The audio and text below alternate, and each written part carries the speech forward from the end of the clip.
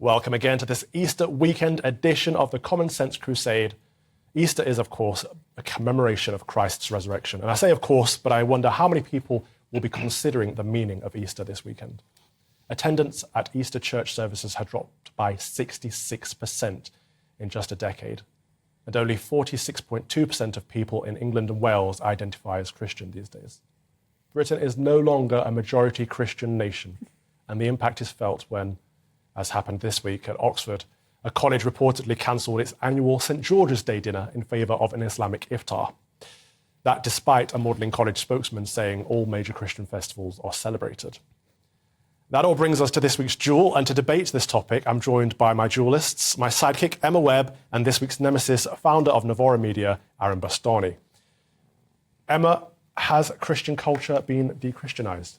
I think so, and I think that there's something very telling in that quote that you just read out there from Magdalen College, which is that they celebrate every major Christian festival, implying that St George's Day is not a major or important Christian festival that's worth celebrating.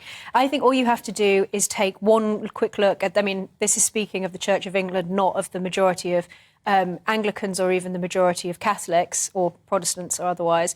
But the Church of England in particular, I think, has become de-Christianised. You just have to take one quick scroll through their website and you can see that it's absolutely shrouded with corporate speak rather than traditional Christian language. There's an abandonment of traditional doctrine and actually, I think, an attitude almost of sort of cringing towards a lot of the traditions of the church.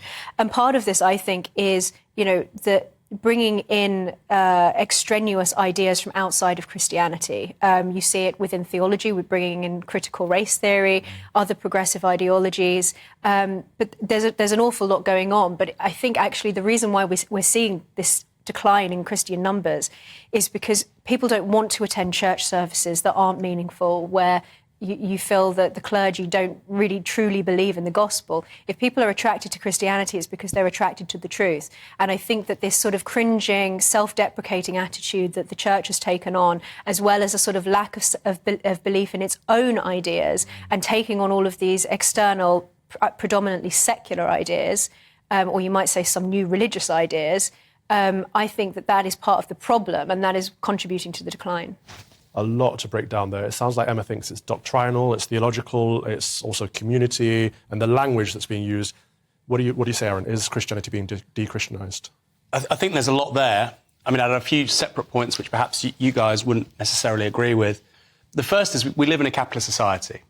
And whether or not you're a fan of that, there's a gentleman called Karl Marx who had some very important insights into that. Someone's a strong word there, Aaron. Yeah, well, those are my words, not yours. About 170 years ago, he wrote a book called The Communist Manifesto. Now, why am I talking about that? From the perspective of religion, there's a great phrase. He says, all that is holy is profaned, all that is solid melts into air. All that is sacred is profaned, all that is solid melts into air. Which is to say that in a capitalist system, everything becomes for profit. And I think most of your viewers will understand that, this idea of the subordination of everything that we really value becoming about profit and about marketing and about public relations and about big business. So that's not a new insight, it's a relatively old one. So I would say that's part of the bigger picture here. But then I think also, look, my wife is Maltese, she's from Southern Europe. And I suppose that there's a difference here between Catholicism and Protestantism. But that is a country like here, which has adopted over time more secular mores. There have been changes with regards to legislation, abortion and whatnot, divorce. And yet, at a community level, people still take Saints' Days incredibly seriously. Young, old, believer, non-believer, although it's important to say that believers are far more likely, there than here. This is a very secular country, has been for a very long time. But it's interesting that community aspect of faith still plays a huge role, particularly in Southern Europe. And it's interesting, as Brits, we look at Italy, we look at Spain, we look at Malta or wherever. And go, isn't this charming? Isn't this wonderful? Well, we have the exact same thing here, but we don't seem to value it when it's at home. But what's the difference there? Because they're all capitalist countries too. No, it's a really good point. I think the Catholic faith. Look, this is a bit above my station on a Saturday. There's a gentleman called Max Weber who said that Protestantism was the perfect religious faith to go hand in hand with the rise of capitalism after the 16th century. But park that, very complex. I think Catholicism as a faith is probably a little bit better immunised from this idea of everything being subordinated to profit and commercialisation. Not perfectly so, but a little bit better. Yeah. That does seem to be part of the problem, doesn't it? That authority.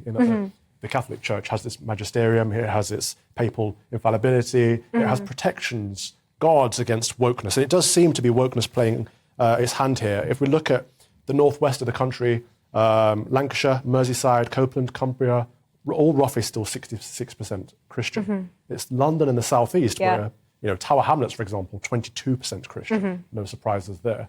So it's not just wokeness, there are other elements at play, but do you think wokeness is... Well, I think actually I agree partially with what Aaron said, that liberal society does have a sort of bent towards atomisation, and that is a problem.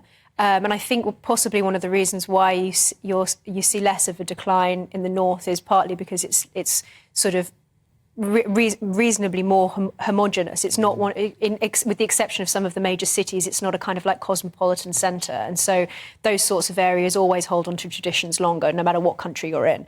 But I do think that the church has given up on it in many ways. I think the Anglican Church specifically has given up on sort of the core of its own beliefs and traditions, and perhaps is looking towards social justice ideas and progressive ideology, particularly critical theory, and in some cases particular strands of theology, liberation theology, that draw on critical theory. So this is getting very complicated. But I think that they may see in that misplaced. They may see in that the church's salvation, as it were, that they think that this is going to get bums on pews, when in reality, what really attracts people, and I think they're mistaken in thinking that young people 30 or under, are attracted to this, when the reality is, at least in my anecdotal experience, that what young people are really thirsty for is to be, preach the gospel in a way that is sincere and authentic and not cringing and ashamed. I think a lot of people, when they say that they're Christians, they say it in a kind of cringing way, as if they have to be apologetic about it. And we see that en masse as a society culturally. I think and particularly with institutions, there's either a sort of like cringing hesitancy to recognise the Christian roots of our country or institutions, or there is an active sort of iconoclasm and vandalism towards it. And I think that is, again, comes out of a misplaced sense of guilt.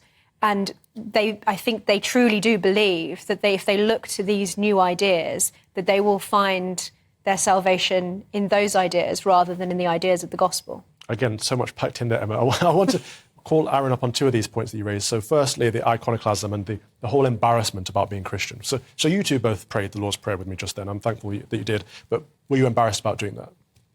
Not especially. It's important to say, millions of people. I was saying earlier, actually, I did it every morning at school and in primary school as a child. Yeah. And my presumption is that's still a common event. Perhaps it isn't. I am unfortunately getting old, so that's.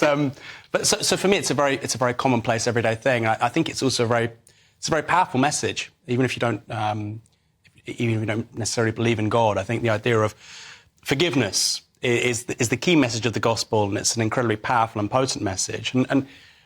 And for me, the big takeaway, and it's exactly what you were saying, really, and I think it sounds like a trick is being missed, really, by more powerful people, particularly in the Church of England, which is that young people, all people, frankly, but young people, are desperately in search of meaning and desperately in search of a sense of higher purpose in life. And we see this, by the way, throughout, commercial culture. We see it with journaling, meditations, and all this stuff. The New Age stuff. Yeah, humans have sought to meet those needs since forever. And actually, the old ways, were very effective at doing it. And like I say, forgiveness, the idea of forgiveness is such a powerful one for me. And I think whether or not you believe in God, whether or not you're a practicing Christian, I think it's an extraordinary transformational way to live your life. And I do want to ask you about social justice as well, because I assume that you and I would disagree on approaches to social justice, but I think we'd probably agree on the fact that the church should be looking at its own history in social justice, in feeding the poor, in almshouses, in charity, all these things, setting up hospitals, schools, all things that the church has historically been good at. But now they've forgotten that history and they seem to be looking to social norms and chasing what I would call wokeness. You might disagree on that, but at least I imagine you'd agree that it's looking in the wrong direction. I think that's right. I mean, I'm a socialist, if your audience hasn't already worked that out. And so obviously my We won't hold that against you. Yeah, my particular read, I look at the gospel as actually a message of, in the context of 2,000 years ago in West Asia, of revolutionary justice. Now, some people could say, was that for this world or for the next, and so on, but I think that's the broad message there. And you can go throughout, not just the New Testament, the Old one too, ideas of debt jubilees, like say helping the poor, feeding the hungry, vanquishing the powerful. So there is very much a political and economic message there of lifting other people up. Yeah. And I think you're right. To an extent, that's not there anymore. Every couple of years we have Justin. I'm not a big fan of Justin Welby, I have to say. Every couple of years, I'd like to give some balance, but neither am I. yeah, Ofcom might not. This is turning out to be not so much of a jewel. Yeah. No, but what I don't like about Justin Welby, and it's not my faith, so I don't think it's my business to sort of drop in on this. He talks so much about social justice and so on, but he does so little. He delivers so little. And I don't know, and he's not here to answer for himself, but we could go into a whole topic on what Justin Welby does and does not do.